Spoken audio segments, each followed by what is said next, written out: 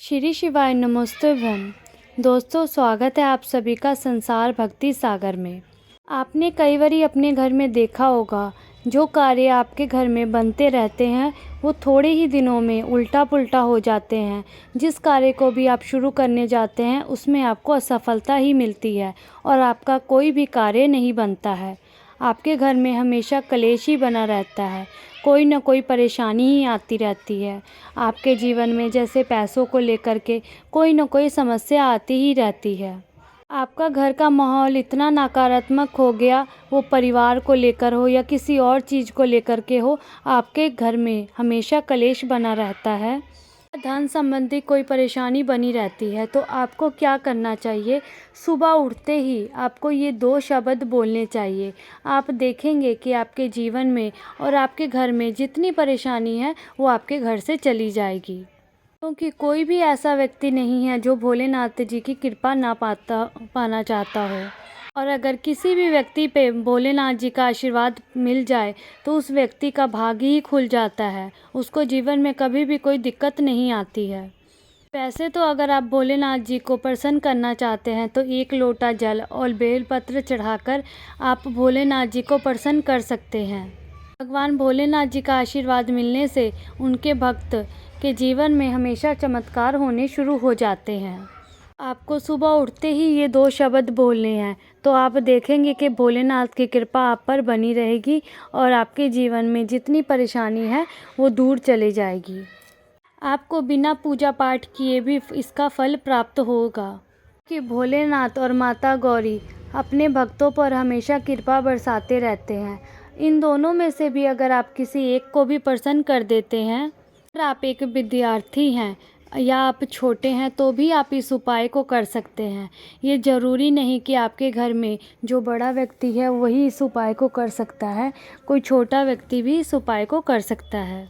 ये उपाय करने से आपकी जो मानसिक स्थिति होगी वो बहुत अच्छी हो जाएगी। आप कोई भी पूजा पाठ करते हैं तो उसमें आपको स्नान करने के बाद ही आप कोई उपाय कर सकते हैं या पूजा पाठ कर सकते हैं, पर इसमें आपको स्नान करने की भी ज़रूरत नहीं है। उसके बिना भी आप अगर ये 2 शब्द बोल देते हैं, ये उपाय कर लेते हैं, तो भी आपके जीवन से परेशानी चली जाएगी और भोलेनाथ जी आपसे प्रसन्न हो जाएंगे। अगर आपके घर में कोई नई नवेली दुल्हन है तो वो सुबह उठ के ये शब्द बोलती है, इससे आपके जो संतान भाग्यशाली संतान जन्म लेगी और इससे आपके घर में बहुत ही उत्तम कार्य होने शुरू हो जाएंगे और आपका वैवाहिक जीवन जो है वो बहुत ही उत्तम हो जाएगा। आपको ये उपाय करने से इतना शुभ फल मिलेगा कि आप उसकी कल्पना भी नहीं कर सकते हैं। अपनी घर की सुख शांति के लिए और अपनी व्यापार में वृद्धि के लिए भी ये उपाय आप कर सकते हैं। अपनी कोई इच्छा मनवाने के लिए, अपनी इच्छा पूर्ति के लिए भी ये उपाय किया जा सकता है। तो ये वाला जो उपाय है आपको सुबह के समय करना है। ऐसा करने से भगवान शंकर जी का आशीर्वाद उस व्यक्ति को प्राप्त होता है। आपको अपने जीवन में हर एक तरह की सफलता मिलती है। इसीलिए आपको करना क्या है, सबसे पहले आपको सुबह उठ करके देवताओं का ध्यान करना चाहिए।